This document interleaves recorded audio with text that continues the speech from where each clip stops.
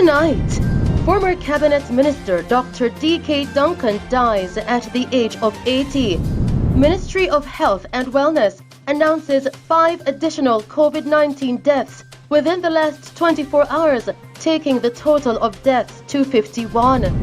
Still tonight, Ministry of Health and Wellness reports that all persons that died from COVID-19 have at least one comorbidity or risk factor for a severe outcome.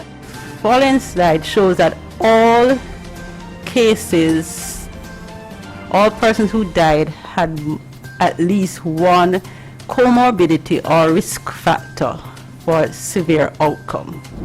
And 2 sisters fatally shot in the vicinity of the University Hospital shortly after 2 p.m. today. Mothers, young mothers, people just heard explosions, and later on we discovered the 2 young ladies.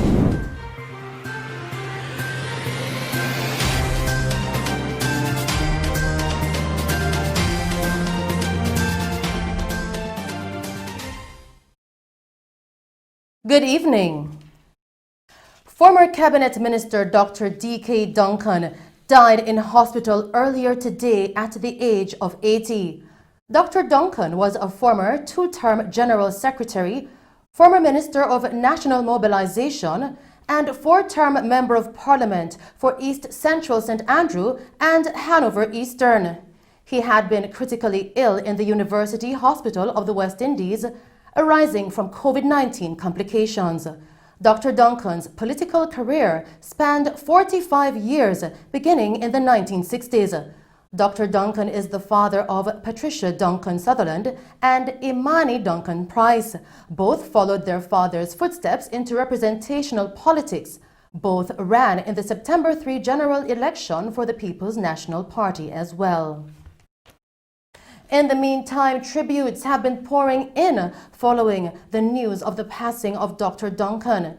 People's National Party President and the leader of the opposition, Dr. Peter Phillips, expressed condolences to the family and friends of the late D.K. Duncan. In a press release earlier today, Dr. Phillips described Dr. Duncan as a hard-working, talented political organizer who was respected by friends and foes, and a fearless fighter for his beliefs and a formidable political force wherever he represented. Meanwhile, Prime Minister Andrew Holness also expressed his condolences to the family and friends of Dr. Duncan, adding that he was known for his commitment and service to his country. Prime Minister Holness noted that Dr. Duncan was a political force to be reckoned with and was a very passionate man who played a key role in shaping the politics of Jamaica during his time.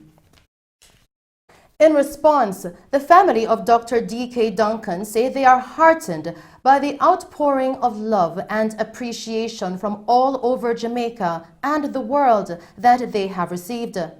In a statement released this afternoon, the family said Dr. Duncan left an indelible mark on the social fabric of the nation and that he was not afraid to challenge the status quo, speak his truth, and stand for equality for all people.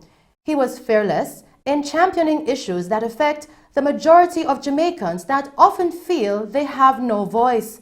The statement further expressed that he chose the PNP as his vehicle to express his development for his country and was instrumental in the development of the party.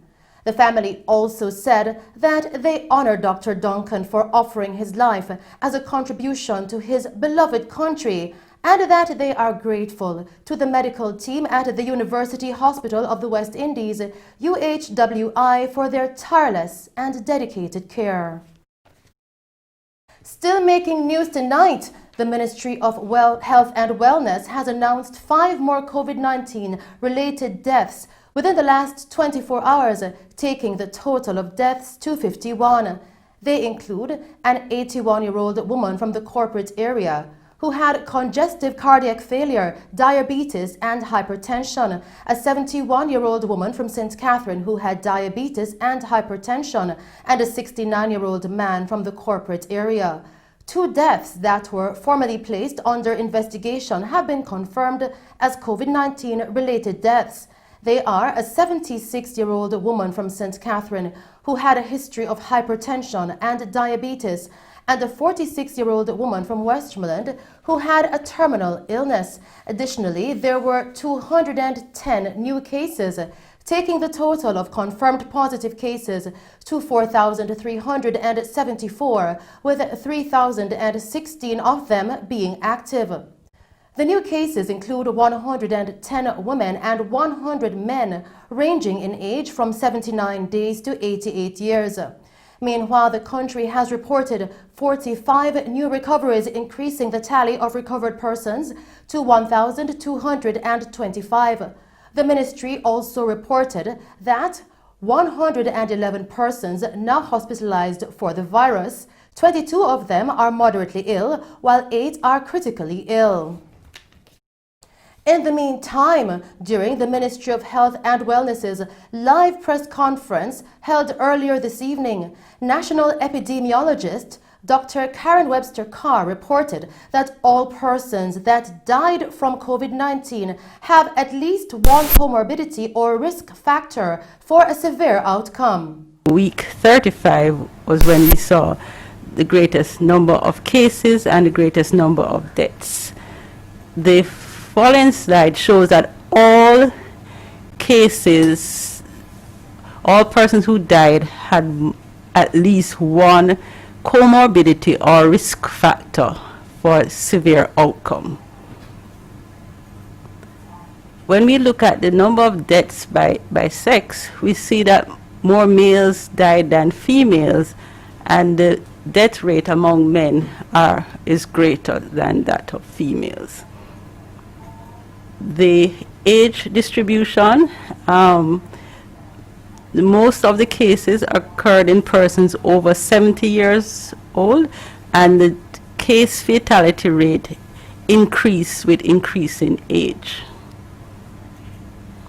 When we look at the deaths by parish, the KC had the most deaths, and the death rate per population is shown. So the parishes with the greatest rate per population include KSA, Clarendon, and Manchester.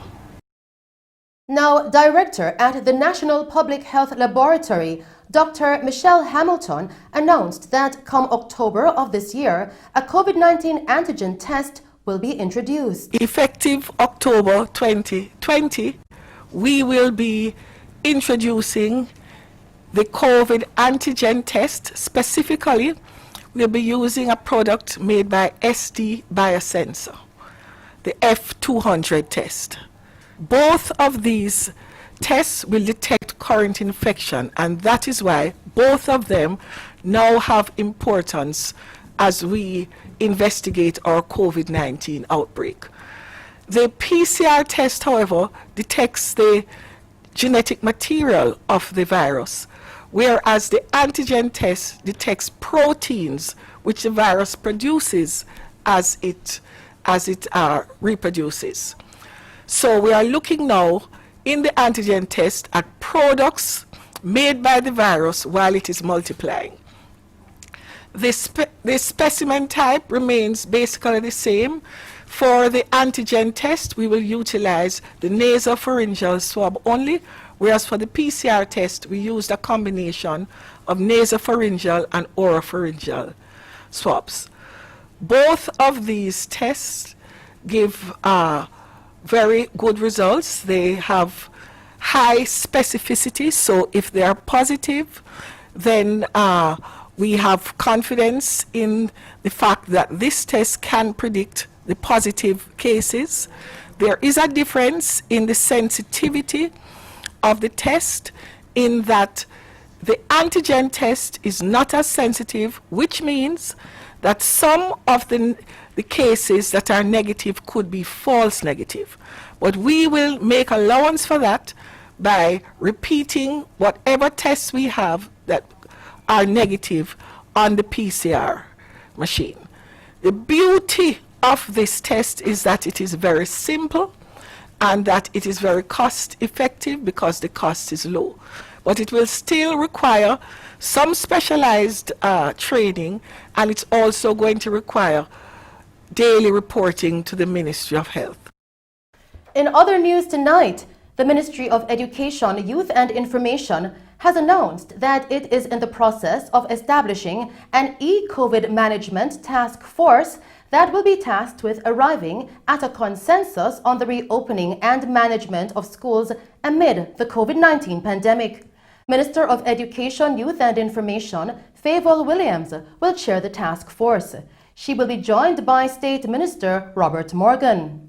Now, in a statement yesterday, the ministry said the aim of the task force is to help to bring greater clarity to the roadmap for the reopening of schools. The e-COVID task force is to be comprised of representatives of stakeholder groups in the education sector, including the JTA, Jamaica Association of Principals of Secondary Schools, the Joint Committee for Tertiary Education, Jamaica Union of Tertiary Students, the Ecumenical Education Committee, UWI Guild of Students, National Council on Education, and the Jamaica Independent Schools Association, among others.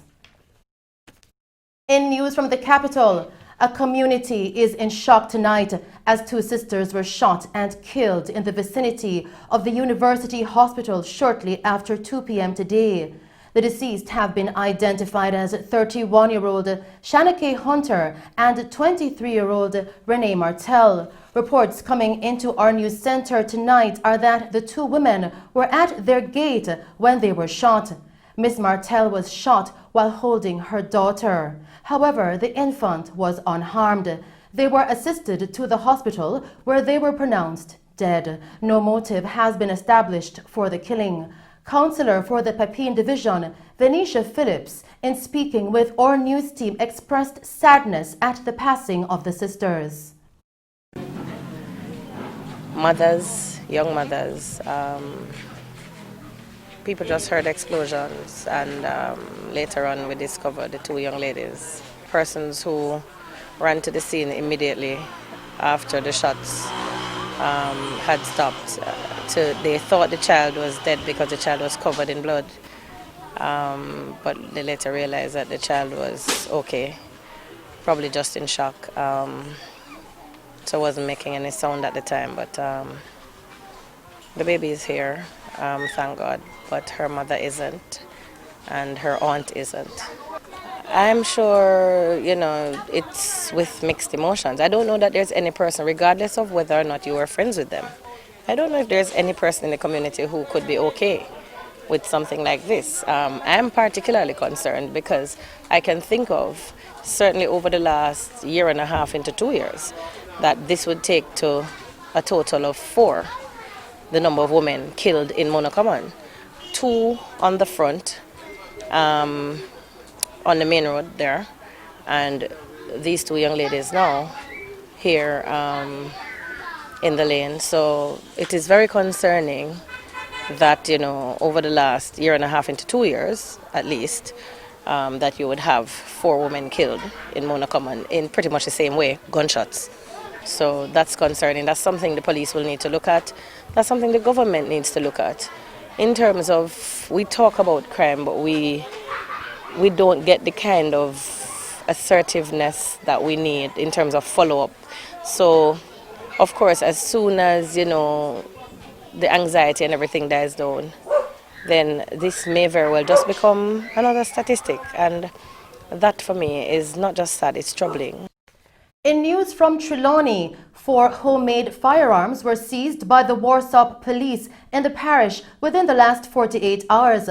This most recent seizure occurred yesterday, which led to the arrest of a man.